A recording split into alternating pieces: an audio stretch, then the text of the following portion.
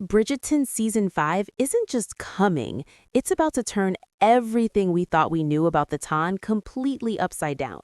Relationships will be tested, secrets will unravel, and the very rules of love in high society are about to get rewritten. If you thought you knew who was next for a happily ever after, think again, because Season 5 is not just continuing the story, it's flipping the entire playbook, and no one in the Ton is safe from its shocks. Are you ready to see the Ton as you've never seen it before? Season 4 wrapped up with a satisfying bow, but the way it did it wasn't just an ending, it was a launch pad. Benedict and Sophie finally got their happily ever after, but it wasn't a casual, effortless romance. Every choice, every scandal, every whispered judgment in the Ton had been a test of loyalty, courage, and honesty. Benedict didn't just fall in love, he grew, and his growth cleared the stage for the next stories, quietly positioning the future leads while the audience was still celebrating the couple's triumph. That's a signature move of Bridgerton's storytelling. The old leads aren't just leaving the spotlight, they're strategically stepping aside to make room for what's next. By the end of Season 4, most of the older Bridgertons were paired off. Anthony had his season, Kate had her story, Penelope stepped back as Lady Whistledown, and Benedict settled down. That leaves the remaining sisters, Eloise and Francesca, as the ones whose stories are still unresolved and ripe for the next chapters. And the way Season 4 set this up wasn't subtle. It wasn't just a casual line in conversation or a glance across a ballroom. It was deliberate.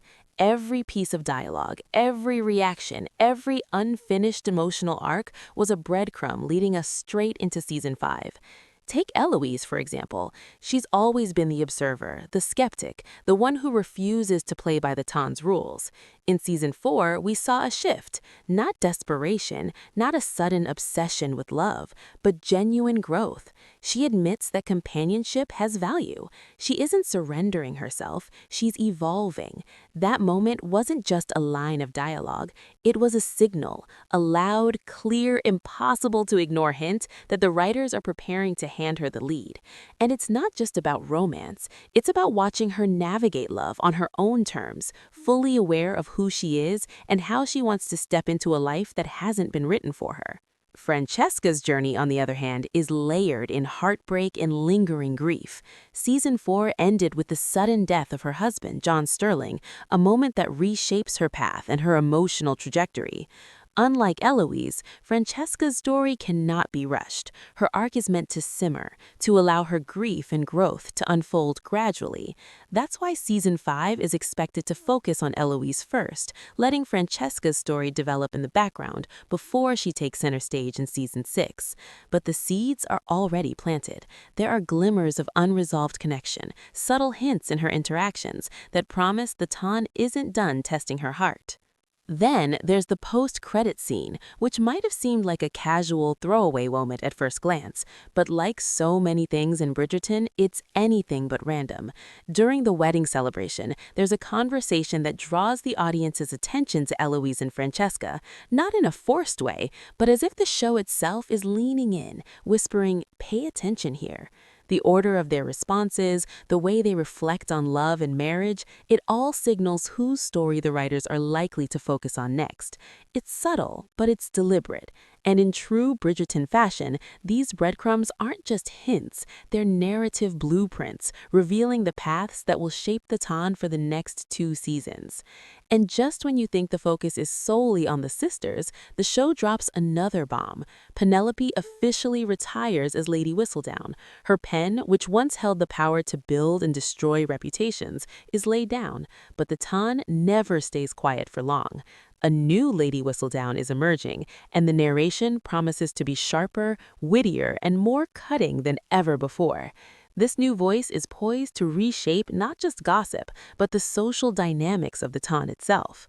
Who is she? Will she be an ally, an observer, or a ruthless force that puts every budding romance at risk? Season 5 promises that this mystery alone could redefine the stakes entirely.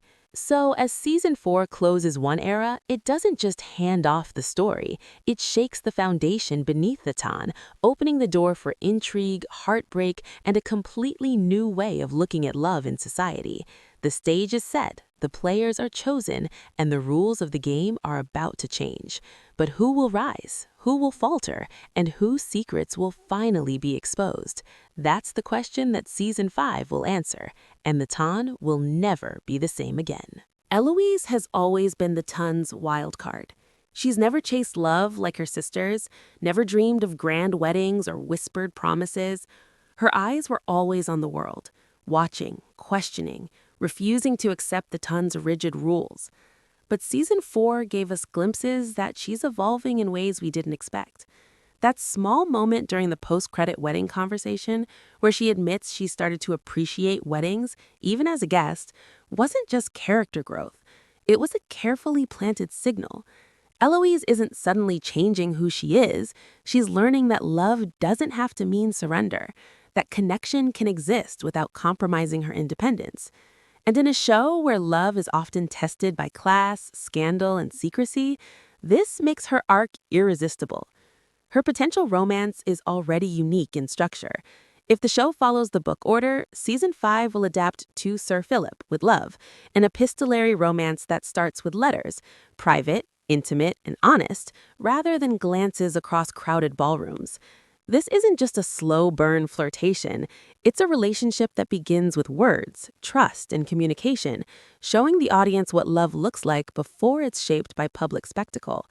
And then, according to the showrunner, they get married early.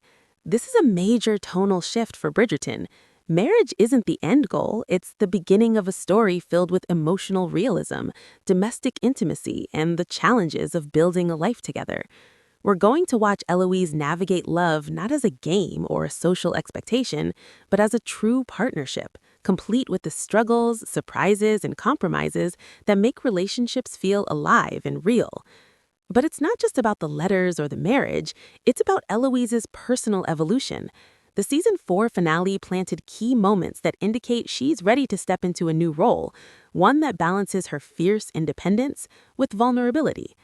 Encouraging friends, observing society with sharp insight, even small gestures of care all show growth. She's becoming someone who can embrace love while still holding on to her identity, someone who can thrive in both public and private spheres without losing herself. And in a ton that thrives on scandal, gossip, and social power plays, that's exactly the kind of character that makes for a compelling lead.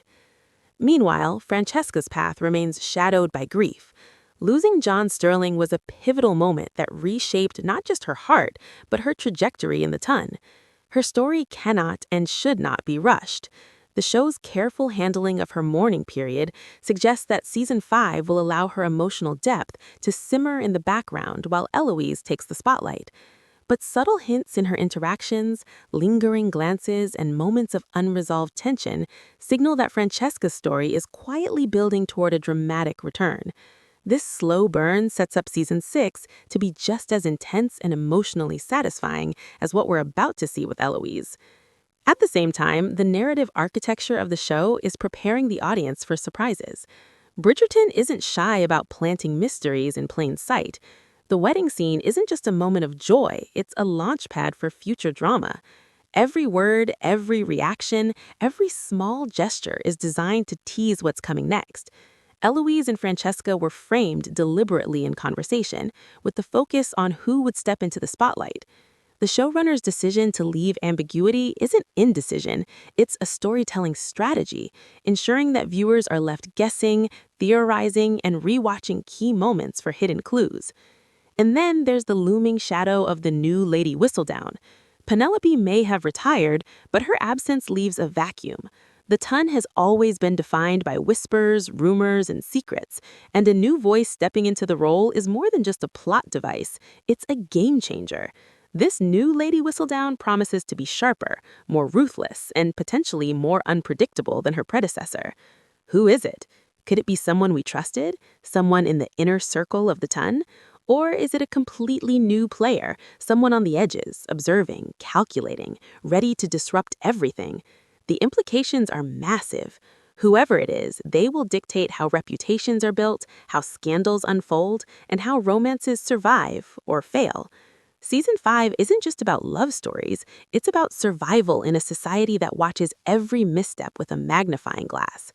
With Eloise stepping into the lead, the show promises a shift not just in character focus, but in storytelling. Letters, early marriage, emotional realism. This isn't the slow, longing, ballroom-heavy romance the audience is used to. This is intimate, tense, and human. And while Eloise's story is poised to captivate, the ton's ever-present undercurrent of scandal ensures